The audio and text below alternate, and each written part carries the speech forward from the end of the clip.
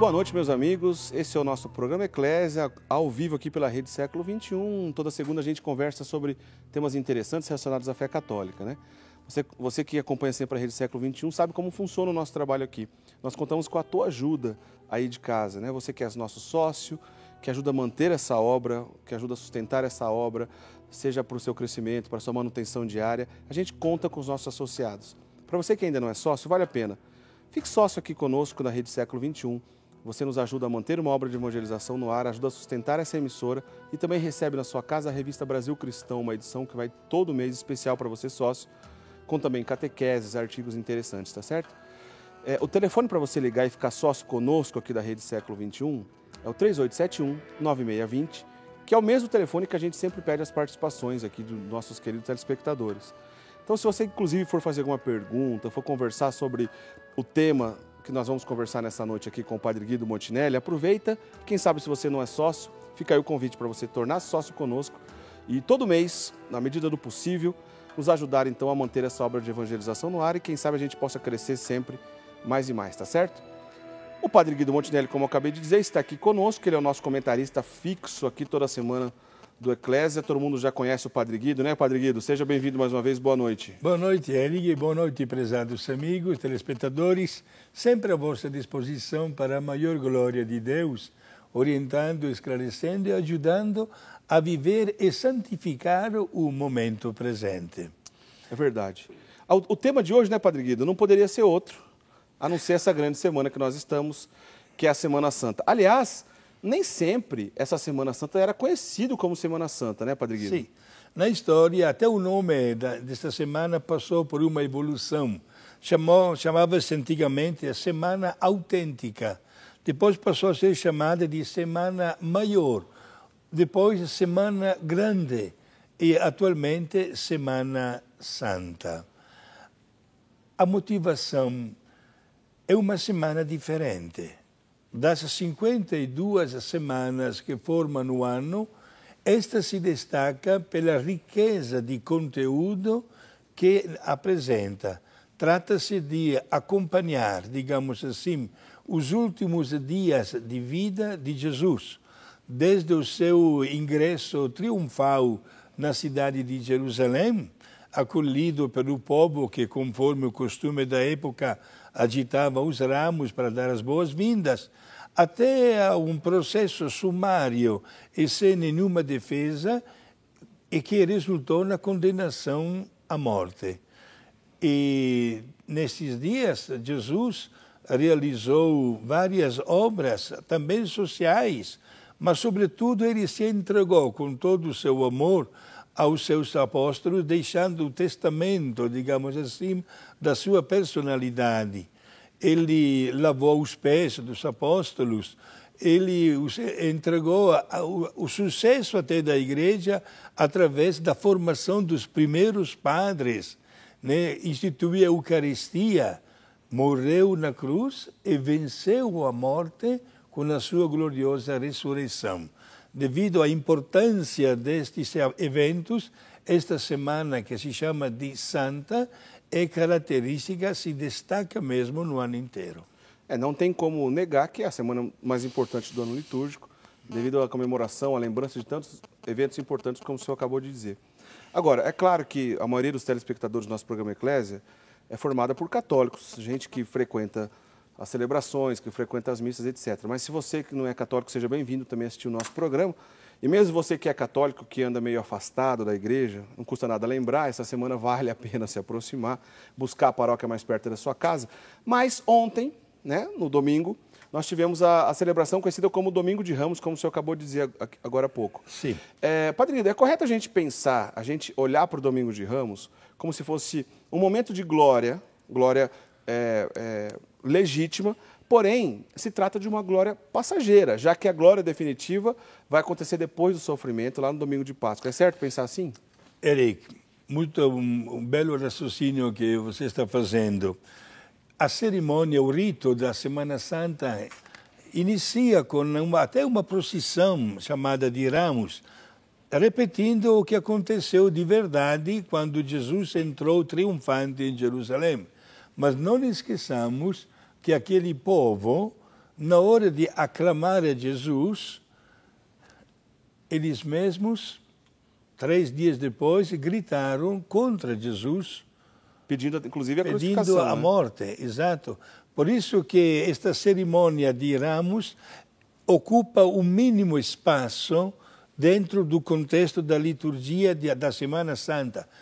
Antigamente, inclusive, os sacerdotes usavam os paramentos vermelhos na hora da procissão de Ramos. Mas uma vez chegando na igreja, o padre trocava os paramentos com a cor roxa, a cor da dor, da tristeza, porque se entrava logo, como se entra agora, no clima do mistério da Semana Santa, com uma riqueza de conteúdo a respeito dos sofrimentos que Jesus enfrentou. Aliás, é uma dúvida muito comum, nós já comentamos isso aqui, inclusive, no programa Eclésia, em outras oportunidades. Durante a Semana Santa, já estamos na Semana Santa, nós ainda estamos no período da Quaresma? Sim, é claro. Não há um tempo particular que destaca ou diferencia, digamos assim, a Quaresma do tempo da Páscoa. Termina a Quaresma e inicia o tempo da Páscoa. Portanto, até o Sábado Santo, nós estamos no período da Quaresma. Certo? Não termina com o domingo de Ramos, mas atinge, inclusive, até Sexta-feira Santa, próxima sexta-feira, dia de maior luto na história da Igreja, dia, inclusive, de jejum e de abstinência. É um dia no qual cada um de nós pensa, exatamente como tema da Quaresma, por que tudo isso aconteceu. E é um momento no qual as pessoas sentem o desejo de aproximar-se de Jesus, de participar do seu sofrimento e de entender que tudo isso aconteceu devido aos nossos erros. Então, Padre Guido, um dos símbolos importantes dessa semana é o chamado Agnus Dei. O que é o Agnus Dei? Agnus Dei são 2 palavras de língua latina, significa Cordeiro de Deus. Merece uma resposta muito bem ampliada.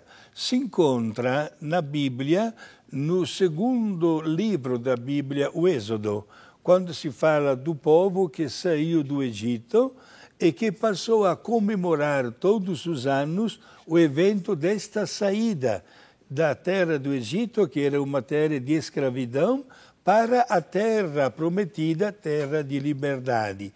E se oferecia para Deus o cordeiro, um cordeiro macho de 1 ano de vida, que era imolado para Deus como ação de graças pela libertação alcançada.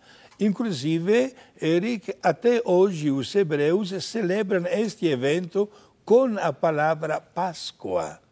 A Páscoa dos hebreus não tem o mesmo significado da nossa Páscoa. Páscoa significa passagem da escravidão para a terra de liberdade, no sentido hebraico da palavra. Nós comemoramos a Páscoa também com uma passagem, a passagem da morte para a vida nova de Jesus.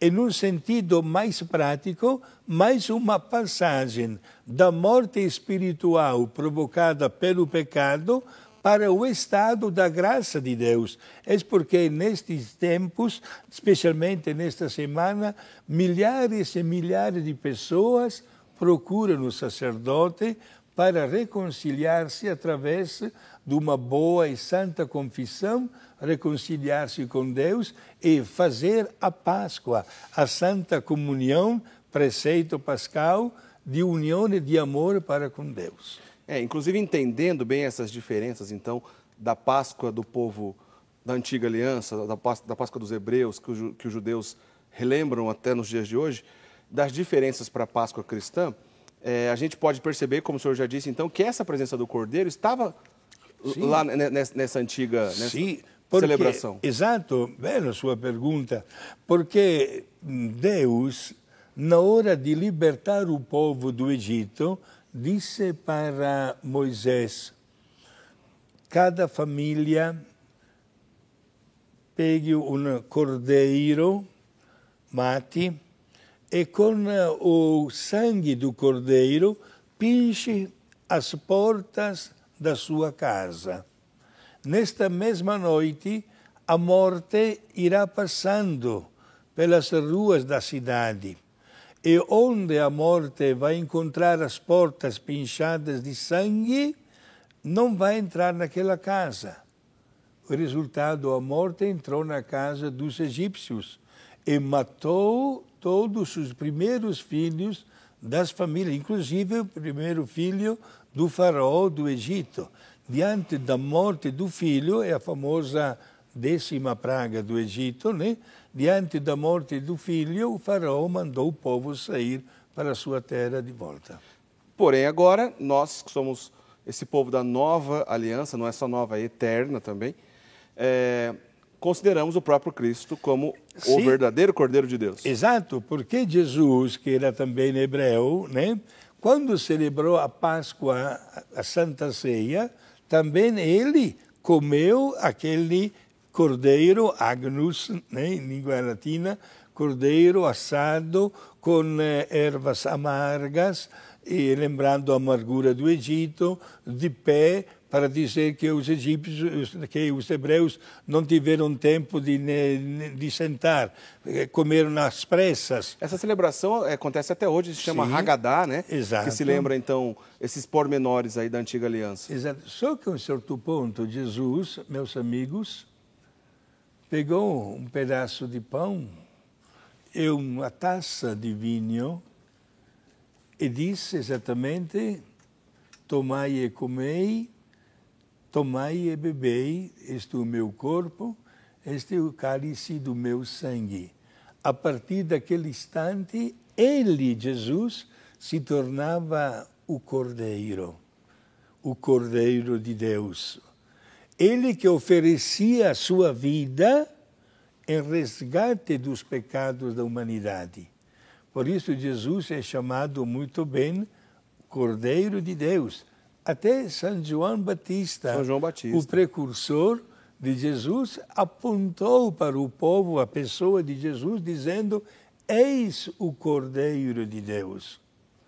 E Jesus é o verdadeiro Cordeiro manso que abriu os seus braços até na cruz, morrendo em holocausto, oferecendo a sua vida para resgatarmos, para nos salvar.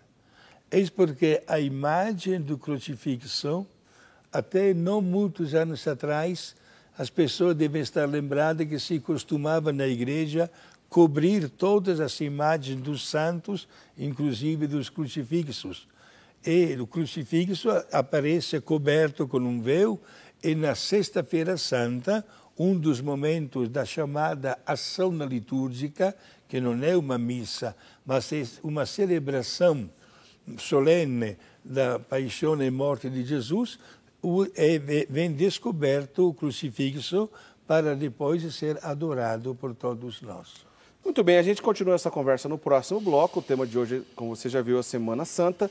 Aproveite então o intervalo, ligue para nós, o 38719620, ou então também mande um e-mail no eclesia@rs21.com.br. Sua pergunta, o seu comentário, na medida do possível, a gente tenta conversar e responder a todos aqui, tá certo? Vamos para o nosso primeiro intervalo, já já a gente volta. Até já.